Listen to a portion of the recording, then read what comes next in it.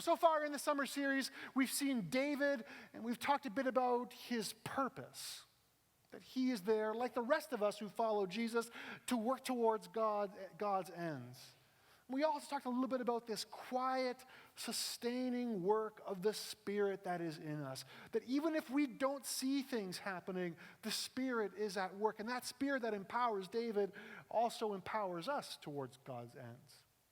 Then last week we talked a little bit about peace, David's peace, how God provided for Saul through David. And we recognize that this thing still happens. Like this team that we're sending out, through them God will provide yet again. So this morning, as we unpack the familiar story of David and Goliath, we'll explore the odds. The odds of David versus Goliath. The odds of actually, you know what? They were always in favor of David. They were always in favor of David, which is weird for us to think about, right? Because we love a good underdog story. And this might be the prototypical underdog scenario, right? Good little guy against big bad guy. The odds makers in Vegas are saying this is a mismatch. Maybe put your money somewhere else. But as we'll see today, there is much more to this story than that. So let me give you a quick setup, because this story is 60 verses long, and I'm not going to read all of them. So let me just tell you where we've been so far in the story. So for 40 consecutive days, the giant Goliath has been trash-talking Israel's armies. And after 40 days of trash talk, these armies have been worn down to a nub. And maybe you've experienced that kind of environment before yourself, right? When people speak harmful or poisonous things over you, or harmful lies, the more you take it, the more it begins to sink in, the more it makes you feel small, powerless, and immobile. Repeat a lie often enough, and it becomes the truth. That was actually part of Nazi propaganda. That is something that Saul and his armies were experiencing in that moment. They were cowering in fear, and Saul was all out of ideas and all out of courage. But meanwhile, Jesse, David's father, sends David on an errand to the front lines where his soldier brothers are stationed. Now, David hasn't heard any of this trash talk, so he's not under Goliath's spell. And that's where we pick up the story this morning, right here. So David, who was talking to the men standing around him, asked, "What's in it for the man who kills that Philistine and gets rid of this ugly blot on Israel's honor? Who does he think he is, anyway, this uncircumcised Philistine taunting the armies of God alive?" And they told him what everyone was saying about what the king would do for the man who killed the Philistine. And Eliab, his older brother, heard David fraternizing with the man and lost his temper. "What are you doing here? Why aren't you minding your own business, tending that scrawny flock of sheep? I know what you're up to. You've come down here to see the sights, hoping for a ringside seat at a bloody battle." Older brothers are the best. "What is with you?" replied David. "All I did was ask a question." Ignoring his brother, he turned to someone else, asked the same question, and got the same answer as before. The things David was saying were picked up and reported to Saul, and Saul sent for him. "Master," said David, "don't give up hope. I am ready to go and fight this Philistine." And Saul answered David, "You can't go fight this Philistine. You're too young and inexperienced, and he's been at this fighting business since before you were born." And David said, "I've been a shepherd, tending sheep for my father. Whenever a lion or bear came and took a lamb from the flock, I'd go after it, knock it down, and rescue the lamb. If it turned on me, I'd grab it by the throat, wring its neck, and kill it. Lion or bear, it made no difference. I killed it. And I'll do the same to this Philistine pig who is taunting the troops of God alive. God who delivered me," that's an important word, remember that, "from the teeth of the lion and the claws of the bear will deliver me from this Philistine." And Saul said, "Go, and God help you." So there is a lot going on in this part of the story. And let's start here. That this Philistine threat to Israel is embodied in this person of Goliath. Now the king and his armies are intimidated and immobilized. And earlier on in the chapter, the narrator actually goes to great lengths to describe Goliath's advantages: his height, the weight of his armor, the size of his spear. And then in comparison, Saul and even his older brother say, you know what, if we try to match you guys up, this is a mismatch. You do not measure up to Goliath. You can't fight him. Based on looks, you can't do this. Which, if you've been paying attention to this story so far, way back at the beginning, we learned that God doesn't pay attention to looks. But according to his looks, David is inferior and he is insignificant. Because in the minds of Saul and his older brother, this kind of battle is only won through size and power. But David sees things for how they really are. And he introduces a new factor into this situation, one that everybody has missed so far. And we see the first time David opens up his mouth in his own story, with his first breath, what does he do? He invokes God's name. He says, who does this guy think he is, messing with the people of the living God? You see, up until this point, everyone is acting as if God has no part in this battle, that God is irrelevant to the battle. So David takes this moment and he readjusts the perspective. He is saying, this isn't even our fight. This is actually God's fight. And when Saul hums and haws, David says, you don't understand. Once I took down a bear. On another occasion, I actually took down a lion.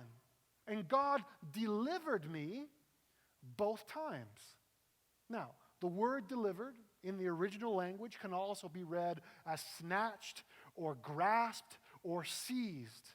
So when David is saying, when I fought off the bear and I fought off the lion, it was actually God that did the fighting. He snatched me from the lion's teeth. He grasped me from the claws of the bear. I didn't do that myself.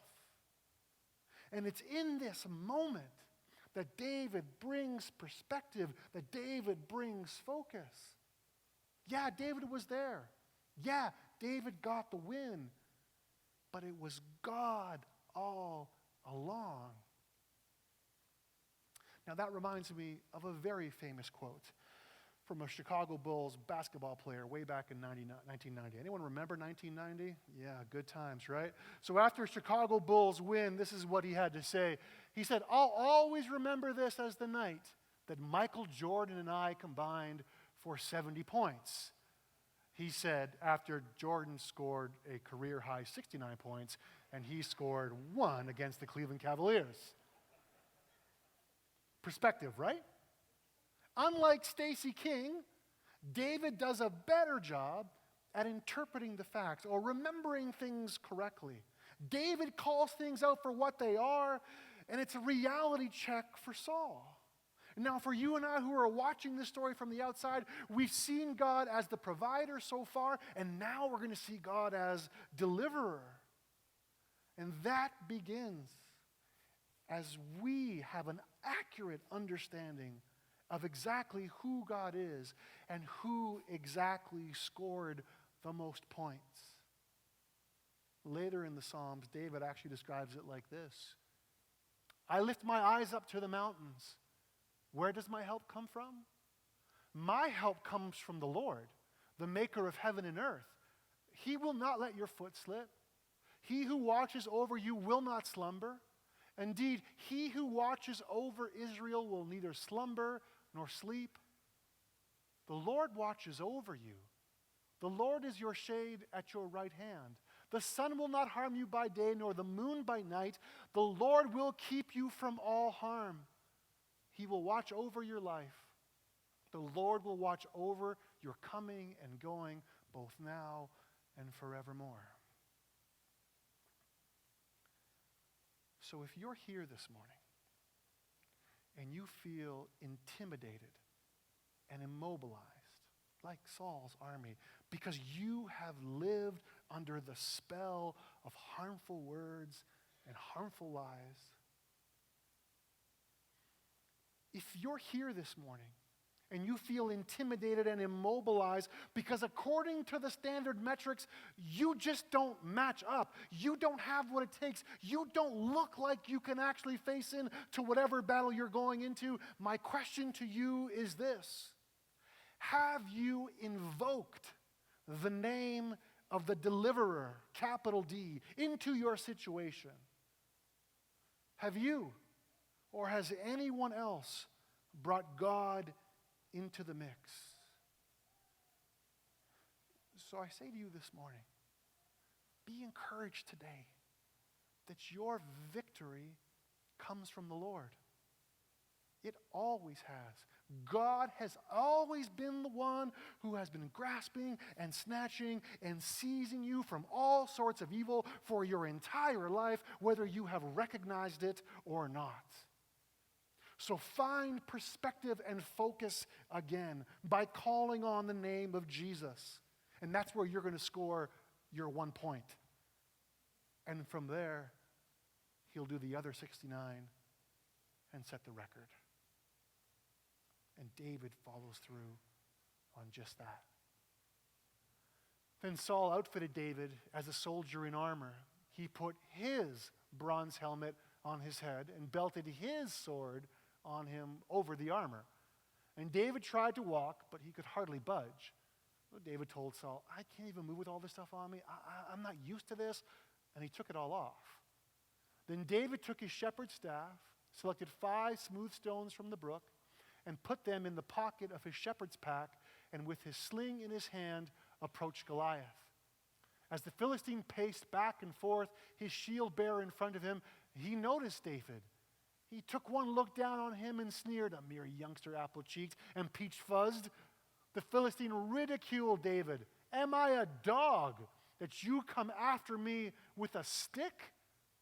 And he cursed him by his gods.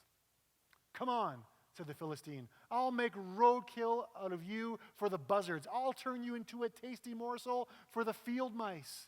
And David answered, you come at me with sword and spear and battle axe. I come at you in the name of God of the angel armies, the God of Israel's troops, whom you curse and mock. This very day, God is handing you over to me. I'm about to kill you, cut off your head, and serve up your body and the bodies of your Philistine buddies to the crows and coyotes. The whole earth will know that there's an extraordinary God in Israel, and everyone gathered here will learn that God doesn't save by means of sword or spear. The battle belongs to God, and he's handing you to us on a platter. That roused the Philistine, and he started towards David. And David took off from the front line, running towards the Philistine. And David reached into his pocket for a stone, slung it, and hit the Philistine hard in the forehead, embedding the stone deeply. The Philistine crashed, face down in the dirt. And that's how David beat the Philistine. With a sling and a stone, he hit him and killed him. No sword for David. And then David ran up to the Philistine and stood over him, pulled the giant sword from its sheath, and finished the job by cutting off his head. And when the Philistines saw that their great champion was dead, they scattered, running for their lives. So as David heads into battle, Saul attempts to outfit him in the high-tech gear of its day. And that high-tech gear was thoroughly uninspired and a sad imitation of how others fight. Saul went directly to the standard armor of his day, knowing full well that it was useless in front of Goliath. Yet he tries to dress David up in it anyways. So what we see in this moment is that Saul's imagination is restricted by the conventions of his day.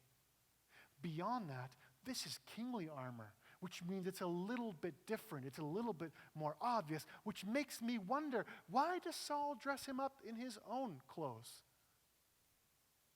Does he want to send him out there because maybe his troops will see him in the distance and say, oh, Saul's out there leading us in battle? Somehow through this, does Saul hope to get some of the credit, or maybe for a moment seem brave? I don't know what Saul is thinking, but David knows that he cannot fight Saul's battle in Saul's way. Because in this moment, David is actually filled with hope, and he has no interest in imitating how the rest of the world fights. Instead, David finds inspiration outside of the standard tools and tactics for war. Because for David, there is another way to do this. There is a better way, the best way. Because for those who find their provision and their deliverance in the Lord, there's a certain way to fight. There's a certain way that God saves. And there is a certain way that God has designed that and built it into our world. And to help us understand God's design for facing into our own battles, let's start here. Watch this. In 1989, Japan's Shinkansen bullet train had a problem. It was fast, really fast, like pushing 170 miles per hour fast. But every time it exited a tunnel, it was loud. The noise was coming from a variety of sources, but whenever a train sped into a tunnel, it pushed waves of atmospheric pressure through the other end. The air exited tunnels with a sonic boom that could be heard 400 meters away. In dense residential areas, that was a huge problem. So an engineering team was brought in to design a quieter, faster, and more efficient train. And they had one secret weapon. Eiji Nakatsu, the general manager of the technical development department, was a bird watcher. Different components of the redesigned bullet train were based on different birds. Owls inspired the pantograph. That's the rig that connects the train to the electric wires above. Nakatsu modeled the redesign after their feathers, reducing noise by using the same serrations and curvature that allow them to silently swoop down to catch prey. The Adelie penguin, whose smooth body allows it to swim and slide effortlessly, inspired the pantograph's supporting shaft, redesigned for lower wind resistance. And perhaps most notable of all was the kingfisher. The kingfisher is a bird that dives into water to catch its prey. The unique shape of its beak allows it to do that while barely making a splash. Nakatsu took that shape to the design table. The team shot bullets shaped like different train nose models down a pipe to measure pressure waves and dropped them into water to measure the splash size. The quietest nose design was the one modeled most closely after the kingfisher's beak. When the redesign debuted in 1997, it was 10% faster, used 15% less electricity, and stayed under the 70 decibel noise limit in residential areas. And it did all that with the wings of an owl, the belly of a penguin, and the nose of a kingfisher. Cool, right? There's a name for design like this, and it's called biomimicry. It's a fancy word for designing things after how they're designed in nature. And all sorts of industries are taking their leads from how the natural world has been programmed, and now they're imitating those practices in their own fields, from science to engineering to technology. So then you might be wondering, well, how does biomimicry connect to this battle that David is facing, and how does that connect to the battles that we face every day? Well, I think it's this. There is a certain way that God has equipped us to deal with trouble. And it's actually the best way. It is divinely inspired, it is divinely designed, it is freely available to us, and it looks like this. Finally, be strong in the Lord and in his mighty power. Put on the full armor of God so that you can take your stand against the devil's schemes. For our struggle is not against flesh and blood, but against the rulers, against the authorities, against the powers of this dark world, and against the spiritual forces of evil in the heavenly realms. Therefore, put on the full armor of God, so that when the day of evil comes, you may be able to stand your ground. And after you have done everything, to stand. Stand firm then, with the belt of truth buckled around your waist, with the breastplate of righteousness in place, and with your feet fitted with the readiness that comes from the gospel of peace. In addition to all this, take up the shield of faith, with which you can extinguish all the flaming arrows of the evil one. Take the helmet of salvation and the sword of the Spirit, which is the word of God. And pray in the Spirit on all occasions with all kinds of prayers and requests. With this in mind, be alert and always keep on praying for all the Lord's people. Now that's one way to do it. Can we do it another way? Sure we can. But like the first train, it will be slower, it will come at a greater cost, and it will generate an unbelievable level, unlivable level of noise. So when we face trouble and problems and battles, there is a better way to face into it. God has designed the way for us to use and also for our benefit. So then, my friends, if you are showing up to your battles these days with all the wrong armor, with lies around your waist instead of truth, with anger as your breastplate and vindictiveness on your feet, if your shield is not made of faith and your helmet not forged in salvation, and if your sword has been sharpened by some cheap, uninspired imitation of a worldview, take it off. Take it all off. Because that's not the way we fight. That's not the way that we dress for battle. We are not the kind of people that imitate and pattern ourselves off of a lesser way. Instead, be inspired by God's beautiful design.